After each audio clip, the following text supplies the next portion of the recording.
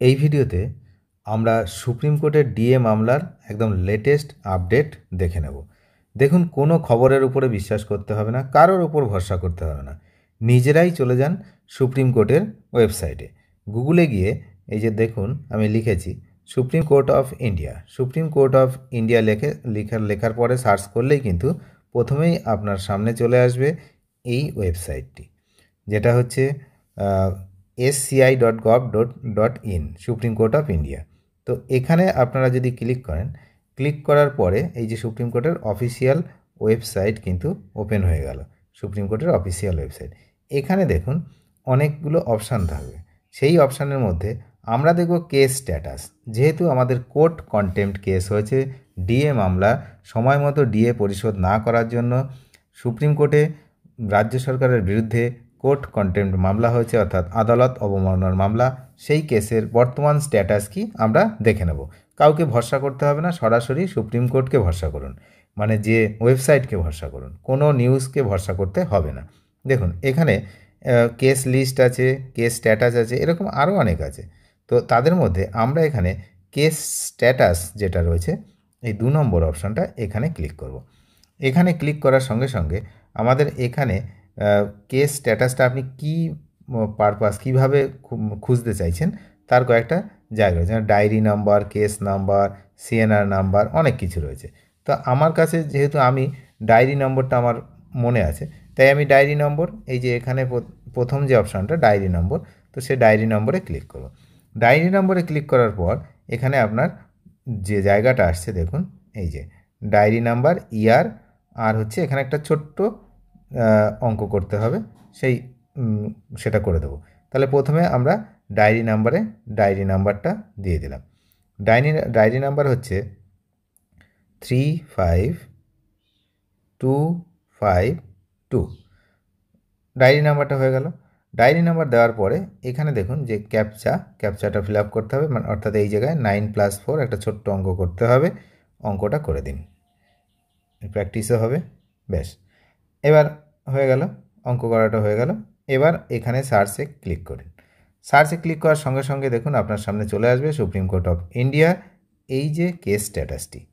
এখানে case status হচ্ছে serial number 1, diary number এটা, কন্টেম্প্ট কোর্ট, আর পিটিশনার কারা না, confederation of state government employees West Bengal, আর রেসপন্ডেন্ট নেম হচ্ছে মনীষ পান্ত। আমি বারবার বলছি যে এই প্রথম দিন থেকেই কিন্তু এই ভুলটা রুট থেকেই গেছে। এখানে মনীষ পান্ত হবে না, ওটা হবে মনোজ পান্ত।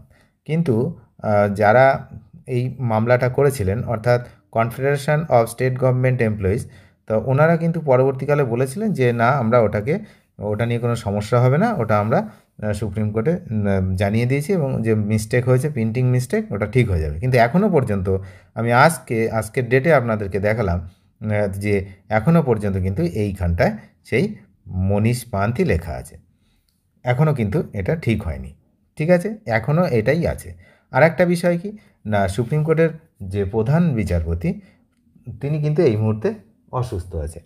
প্রধান বিচারপতি এই মুহূর্তে অসুস্থ থাকার জন্য বেশ কিছু মামলা কিন্তু শুনানি ঠিকঠাক সময় হচ্ছে না। সুতরাং আমাদের যে এই ডিএ মামলা 14 তারিখে শুনানি হওয়ার কথা ছিল, তাহলে সেই মামলার এখন কি পরিস্থিতি আমরা সরাসরি দেখে নিই।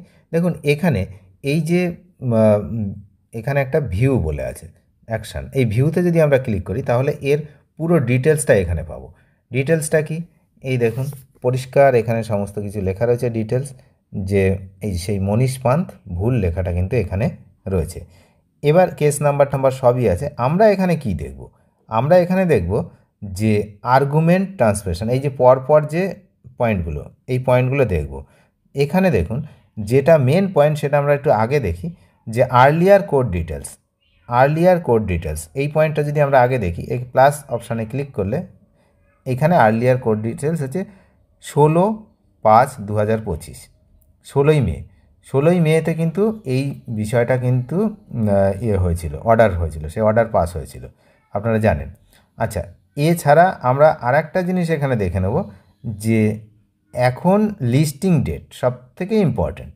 লিস্টিং ডেট, এই কেসটার লিস্ট কখন হয়েছে, লিস্টিং ডেট ভালো করে দেখবেন, এই বিষয়টা আমরা কিন্তু খুব ইম্পর্টেন্ট। এই যে প্লাস আইকন, এই প্লাস আইকনে যদি ক্লিক করি তাহলে পরিষ্কার আপনার সামনে এই যে লেখাটা আসছে আপনি দেখুন, no record found, no record found. অর্থাৎ সুপ্রিম কোর্টে যে এই কন্টেম্পট মামলাটা যেটা ফাইল হয়েছে তার আপাতত কোনো রেকর্ড নেই যে কবে শুনানি হচ্ছে। তাহলে পরিষ্কার হয়ে গেল কোন চ্যানেল কী বললো, কে কী বললো সেসব ভেবে কোনো লাভ নেই, সরাসরি নিজেরাই দেখে নেবেন যে কী অবস্থায় আছে, কী অবস্থায় এই হচ্ছে কেসটি রয়েছে এই মুহূর্তে। তবে শীর্ষ আদালতের একটা নির্দেশিকা জারি হয়েছে ইতিমধ্যে, সেখানে বলা হয়েছে যে কোনো মামলার শুনানি স্থগিত করতে হলে বিরোধী পক্ষের আইনজীবী যারা রয়েছে বা দলের সম্মতি প্রয়োজন পড়বে, আর দ্বিতীয় শুনানির আগের দিন সকাল 11টার মধ্যে স্থগিতের আবেদন জানাতে হবে। কেন বলছি এই কারণটা একটু পরেই আপনি বুঝতে পারবেন। কারণ এর আগে এই যে ডিএ মামলা সুপ্রিম কোর্টে কতবার শুনানি পিছিয়ে গেছে, টানা 18 বার।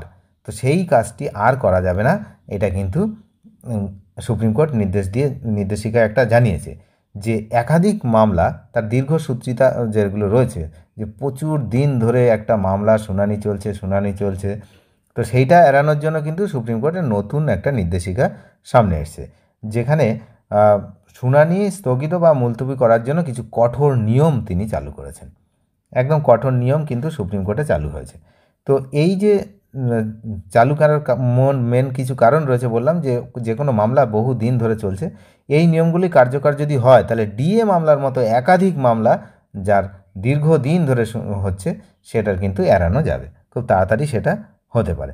তো এই একটা আশার আলো রয়েছে কর্মচারীদের মনে, যে যদি এই শুনানির পেছানো না যায়, বারবার যে পিছিয়ে দিচ্ছে সেটা যদি বন্ধ করা যায়, তাহলে কিন্তু এই ডিএ মামলার পরবর্তী শুনানির ডেট যেদিন ধার্য হবে সেদিনই কিন্তু শুনানি হওয়ার সম্ভাবনা রয়েছে। তবে আপাতত আপনাদেরকে আমি দেখিয়ে দিলাম যে কোনো রেকর্ড কিন্তু ফাউন্ড নেই, অর্থাৎ লিস্টিং যে ডেট, কোন ডেটে এটা হবে সেসব কিন্তু কোনো ফাউন্ড নেই।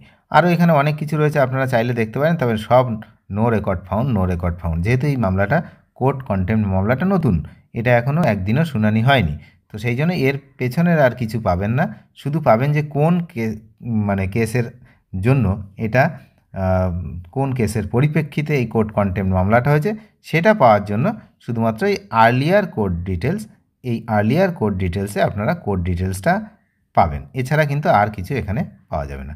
তাহলে এই হলো বিষয়, আপাতত ডিএ মামলার এই ঘটনা, আপাতত এই পজিশনেই রয়েছে। অনেক ধন্যবাদ শেষ পর্যন্ত দেখার জন্য। চ্যানেলে নতুন হলে অবশ্যই চ্যানেলটিকে সাবস্ক্রাইব করে সঙ্গে থাকবেন, আর হ্যাঁ, নিজেদের উপরে বিশ্বাস রাখবেন, আর যদি কোনো কিছু দরকার পড়ে সরাসরি ওয়েবসাইটে গিয়ে, সুপ্রিম কোর্টের ওয়েবসাইট গিয়ে বা যে কোনো জায়গার ওয়েবসাইটে গিয়ে নিজেরাই দেখে নেবেন। Thank you.